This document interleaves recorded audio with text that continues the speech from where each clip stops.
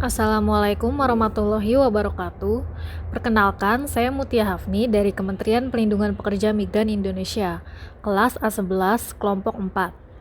Pada kesempatan kali ini, saya ingin berbagi pengalaman pembelajaran saya dalam agenda 2 yang membahas tentang nilai dasar ASN berakhlak. Agenda ini memberikan banyak sekali wawasan dan refleksi bagi saya sebagai calon aparatur sipil negara, baik dalam sesi sinkronus maupun asinkronus. Dalam pembelajaran sinkronus, saya mendapatkan penjelasan yang lebih mendalam mengenai makna dan implementasi nilai berakhlak. Saya merasa terbantu dengan adanya diskusi langsung bersama pengajar dan teman-teman, sehingga pemahaman saya lebih komprehensif. Misalnya, saat membahas tentang orientasi pelayanan, saya menyadari bahwa sebagai ASN kita harus selalu mengutamakan kebutuhan masyarakat dan memberikan pelayanan yang terbaik dengan sepenuh hati. Sedangkan pada sesi asinkronus, saya mendapat kesempatan untuk mempelajari materi secara lebih mandiri, yaitu dengan mengerjakan tugas narasi maupun pembuatan video yang berkaitan dengan implementasi nilai-nilai dasar ASN. Saya semakin memahami bahwa nilai berakhlak bukan hanya teori, melainkan harus benar-benar menjadi pedoman dalam sikap dan perilaku sehari-hari. Saya bisa merefleksikan bagaimana nilai tersebut sudah saya terapkan dan apa saja yang masih perlu saya tingkatkan. Dari segi substansi, nilai-nilai berakhlak terdiri dari 1. Berorientasi pelayanan. ASN hadir untuk melayani, bukan dilayani. Artinya setiap kebijakan, keputusan maupun tindakan harus berpihak pada kepentingan masyarakat. Misalnya memberikan informasi yang jelas dan cepat kepada masyarakat, menyelesaikan urusan tanpa mempersulit, serta mengedepankan keramahan dalam melayani. Dengan begitu, kehadiran ASN benar-benar dirasakan manfaatnya oleh publik. Yang kedua yaitu akuntabel. Seorang ASN harus bekerja secara jujur, transparan, dan bertanggung jawab. Akuntabilitas tercermin dalam cara kita menyusun laporan dengan data yang valid, menggunakan anggaran sesuai aturan, serta berani mempertanggungjawabkan setiap keputusan yang dibuat.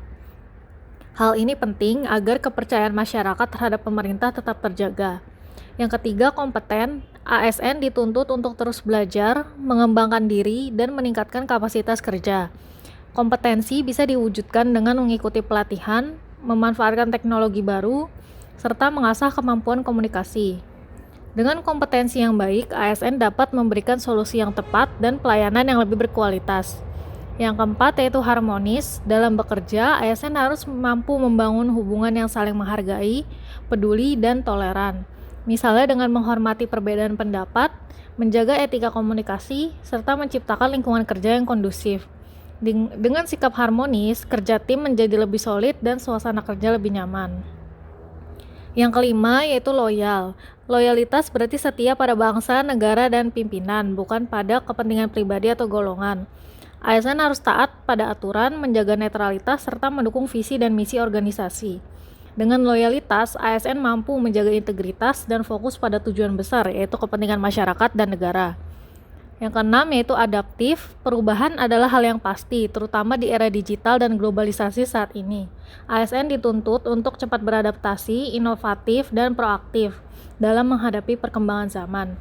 Misalnya pemanfaatan aplikasi digital untuk mempercepat pelayanan publik atau menciptakan cara baru agar layanan menjadi lebih sederhana dan efisien.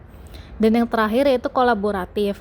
Tidak ada hasil besar yang dapat dicapai sendirian. Oleh karena itu, ASN perlu bersinergi, bekerja sama, dan berpartisipasi aktif dengan berbagai pihak, baik sesama ASN, instansi lain, maupun masyarakat. Dengan kolaborasi, potensi yang ada bisa digabungkan sehingga menghasilkan kinerja yang lebih optimal dan berdampak luas. Saya menyadari bahwa nilai-nilai tersebut saling melengkapi dan harus menjadi satu kesatuan utuh. Misalnya pelayanan publik yang baik tidak akan tercapai tanpa akuntabilitas, kompetensi, dan kerjasama yang solid. Selain itu, dari sisi proses, saya belajar pentingnya konsistensi dalam menerapkan nilai berakhlak. Tidak cukup hanya dipahami, tetapi harus diwujudkan dalam tindakan nyata. Saya merasa bahwa pelatihan ini melatih saya untuk lebih disiplin, komunikatif, serta proaktif dalam menjalankan tugas, baik saat belajar maupun secara mandiri. Secara keseluruhan, pengalaman belajar di agenda 2 ini membuat saya semakin yakin bahwa berakhlak adalah kompas moral bagi ASN. Dengan menerapkan nilai-nilai tersebut, saya tidak hanya bisa menjadi ASN yang profesional, tapi juga berintegritas, melayani dengan sepenuh hati, dan memberi manfaat nyata bagi masyarakat. Demikianlah refleksi pembelajaran saya. Semoga apa yang saya pelajari dapat benar-benar saya implementasikan dalam pekerjaan sehari-hari dan menjadi bekal dalam perjalanan karir saya sebagai ASN. Wassalamualaikum warahmatullahi wabarakatuh.